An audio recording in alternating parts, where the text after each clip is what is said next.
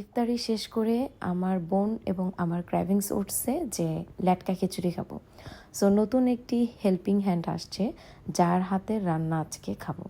So ওর হাতের রান্নাটা আসলেই অনেক মজার ছিল। ফার্স্টে ও হচ্ছে আপনার ডাল এবং চাল সবগুলো সুন্দর করে পরিষ্কার করে ধুয়ে নিয়ে তারপর হচ্ছে আপনার সবজিগুলো কেটে কুটে দেন গরম পানিতে সিদ্ধ করে তারপর হচ্ছে এই তো দিয়ে দিল এবং পরিমাণ মতো পেঁয়াজ, হলুদ, মরিচের গুঁড়া, দেন ধনিয়ার গুঁড়া ইউজ করতেছে এবং সাথে হচ্ছে জিরার গুঁড়াও দিয়েছে, পরিমাণ মতো হচ্ছে লবণ দিয়েছে।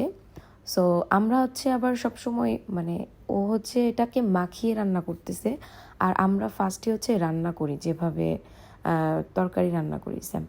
সো ও একটু ডিফারেন্ট ওয়াইজে রান্না করছে।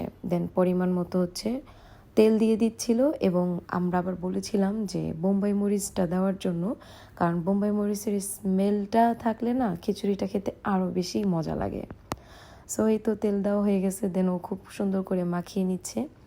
আর আমরা সবসময় কি করতাম, এই যে কাঁচামরিচ, পেঁয়াজ এবং সবজি দিয়ে আমরা আগে হচ্ছে রান্না করে তারপর হচ্ছে চালটা ছেড়ে দিই, কিন্তু ও একটু ডিফারেন্ট ওয়াইজে রান্না করতেছে। সো মনেই হচ্ছিল যে না অনেক বেশি মজা হবে। আর সে প্রচুর পরিমাণে ভালো ভালো রান্না করতে জানে এবং কাজের খুবই ভালো এক্সপার্ট বলতে পারেন। দেন মাখানোর পর হচ্ছে পরিমাণ মতো পানি দিয়ে দেওয়া হলো।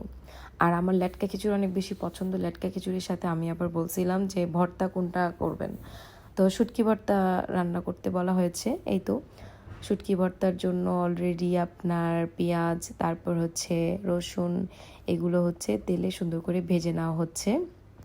মূলত অনেকে হচ্ছে আপনার কাঁচা পেঁয়াজ ইউজ করে। সো ও হচ্ছে আমার মন মতো একদম বলতে পারেন যে সবসময় পেঁয়াজ যে কোনো ভর্তাই রান্না করুক না কেন পেঁয়াজটাকে ভেজে নেয়, কারণ কাঁচা পেঁয়াজ আসলে খেলে মুখের থেকে দুর্গন্ধ বের হয়। এবং আমাদের হজরত মোহাম্মদ সাল্লাল্লাহু আলাইহি সাল্লাম সে কিন্তু এই কাঁচা পেঁয়াজ পছন্দ করে না, সেম আমিও না। সো যার কারণে ও হচ্ছে পার্সোনালি আমার মনের মতো হয়ে গিয়েছে। এই তো ভর্তা অলরেডি রেডি হয়ে গিয়েছে এবং ভর্তা রেডি হওয়ার পর আমরা পাশাপাশি হচ্ছে আপনার খিচুড়িটাতে একটু পানি লাগবে যার কারণে পানিটা দিয়ে দেওয়া হলো।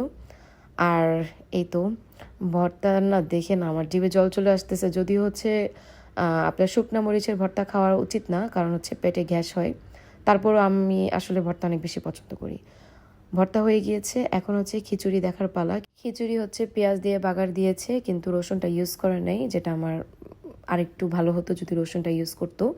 সো যাই হোক খিচুড়িটা অনেক বেশি মজা হয়েছে। খেতে বসলাম ভর্তা এবং 2 ধরনের আচার নিয়ে, আমের আচার, রসুন আচার নিয়ে খেলাম। এত বেশি মজা হয়েছে যা বলার মতো না।